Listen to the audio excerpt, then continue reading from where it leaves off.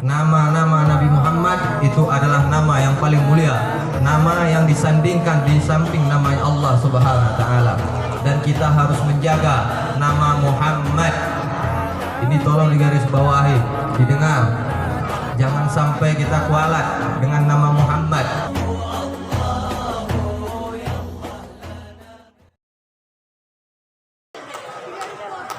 Assalamualaikum warahmatullahi wabarakatuh. Waalaikumsalam. Alhamdulillah ala ni'matil Islam wa kafa bihi ni'mah. Alhamdulillahilladzi hadana li hadza wa ma kunna linahtadiya laula an hadana Allah. Allahumma shalli wa sallim ala sayyidina Muhammadin wa ala alihi wa sahbihi wa sallam. Amma ba'du. Alhamdulillah, segala puji syukur bagi Allah Subhanahu wa taala yang telah memberikan kita kesempatan untuk berselawat kepada Nabi Muhammad sallallahu alaihi wasallam, yang dimana kesempatan tersebut tidak diberikan kepada semua manusia kecuali orang-orang yang dipilih oleh baginda Rasulullah sallallahu alaihi wasallam. Karena daripada itu, alhamdulillah kita diberikan kenikmatan bisa duduk di majelis yang dicintai oleh Rasulullah sallallahu alaihi wasallam.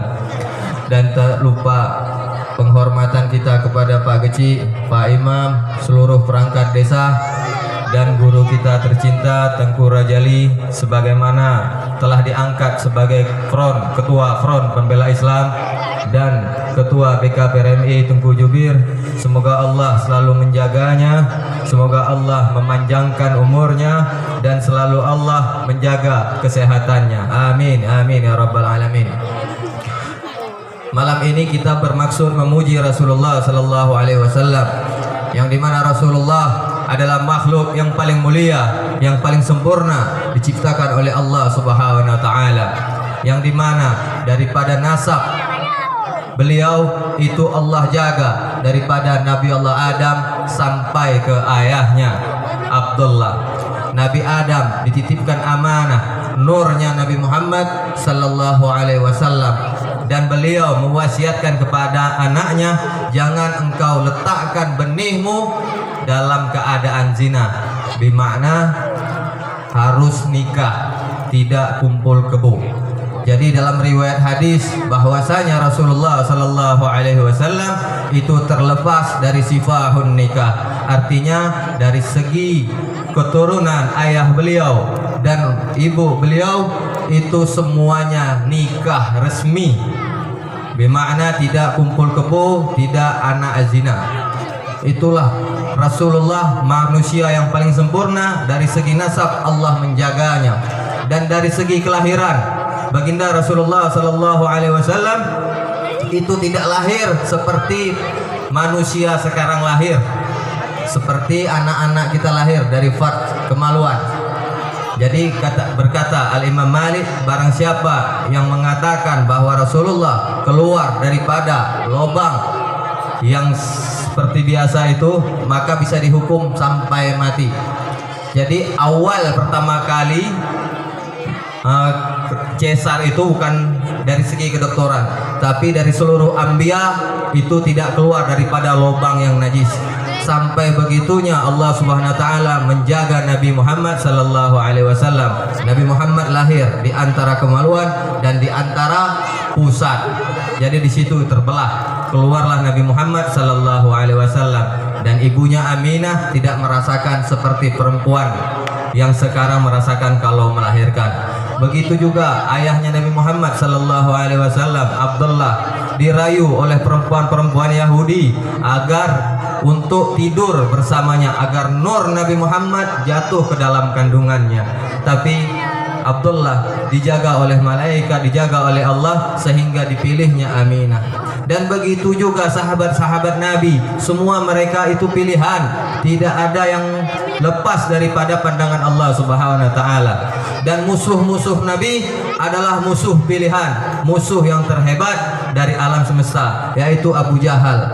Waktu sakratul maut Fir'aun, dia ingin mengucapkan asyhadu an la ilaha illallah, tapi disumpal langsung oleh malaikat. Tapi Abu Jahal apa dia berkata? Katakan kepada Muhammad sebelum dipenggal. Katakan kepada Muhammad bahwa aku musuh dia di dunia dan akhirat. Tidak ada musuh yang sehebat Abu Jahal. Begitulah semua orang yang dekat dengan Nabi Muhammad, istri-istri Nabi adalah orang-orang pilihan. Begitu juga orang yang berselawat kepada Nabi Muhammad sallallahu alaihi wasallam juga orang-orang pilihan. Kita ingin mendapatkan cinta Allah, maka dapatkanlah itu pada Nabi Muhammad sallallahu alaihi wasallam. Kita tidak bisa membanggakan amal kita, salat kita, ibadah kita yang lainnya di depan Allah Subhanahu wa taala kecuali selawat kepada Nabi Muhammad sallallahu alaihi wasallam. Makanya kalau dalam berselawat jangan pelit suara, gerakkan lidah. Nanti waktu minta syafaat kepada Nabi Muhammad teriak-teriak, waktu-waktu selawat diem. Waktu minta di akhir mahsyar, ya Rasulullah, ya Rasulullah, teriak-teriak. Begitu di dunia diajak selawat, mulut terkunci. Pantaskah kita begitu nanti meminta? Adakah rasa malu kita kepada Rasulullah? Adakah rasa balas budi kita kepada Rasulullah? Waktu di majelis selawat kita diam. Begitu juga waktu nanti pemahal qiyam, hadirkan hati. Hadirkan hati, maksud hadirkan hati di sini waktu kita berselawat, berkasidah itu masukkan kasidah-kasidah kita itu ke dalam hati. Karena dalam hak selawat itu terkandung cahaya yang akan mengikis kotoran-kotoran hati dan menghapuskan dosa. Dan di mana kelebihan selawat? Dijelaskan ada seorang yang bertanya kepada Al-Imam Ramli, "Ya Imam, apakah yang afdal yang aku kerjakan, selawat kepada Nabi atau istighfar?" Apakah kita kalau mengerjakan banyak maksiat afdal istighfar? Apakah kalau kita tidak banyak maksiat afdal selawat? Dijawab oleh Imam Ramli, afdalus salawatu ala Nabi sallallahu alaihi wasallam, lianna salawatu ala Nabi taghfiruz dzunub.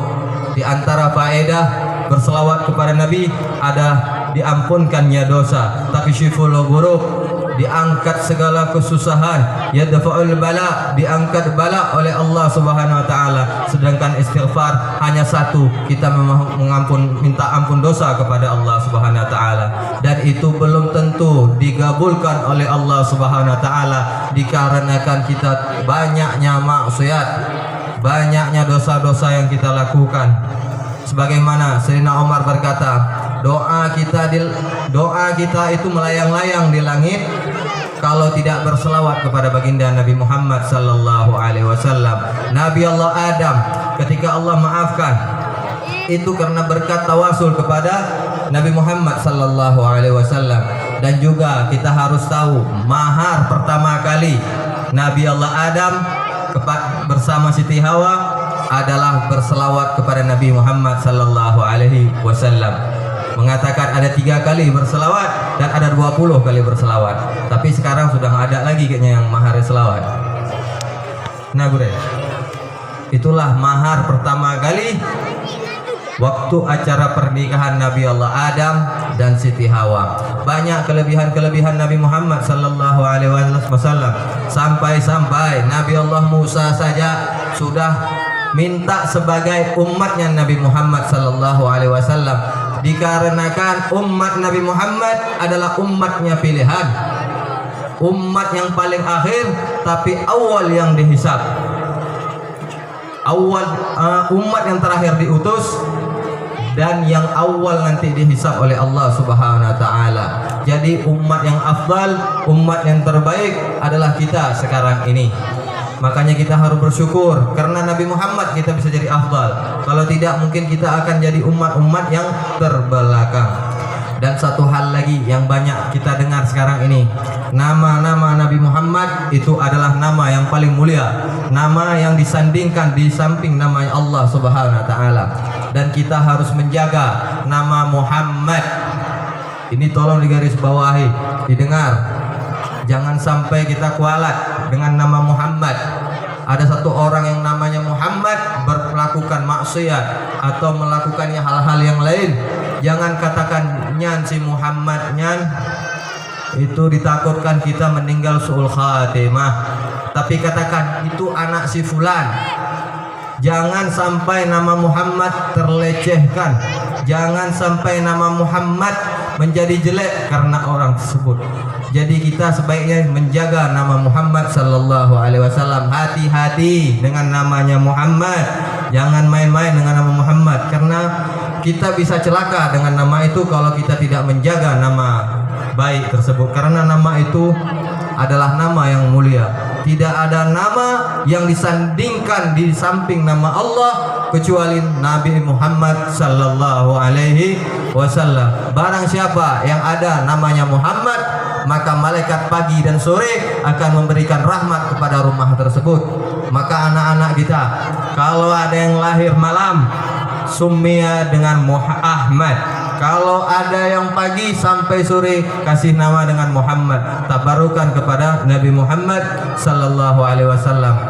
Adik-adik, ini semua penghuni-penghuni surga ini. Amin, insyaallah, amin. Insyaallah ini dengan berkat anak-anak kecil yang enggak ada dosa, Allah istajab doa kita. Amin ya rabbal alamin. Bersemangat tuh.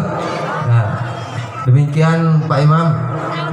Kita akhiri wabillahi taufiq wal hidayah. Wassalamualaikum warahmatullahi wabarakatuh. الله الله يلا لنا بالقبول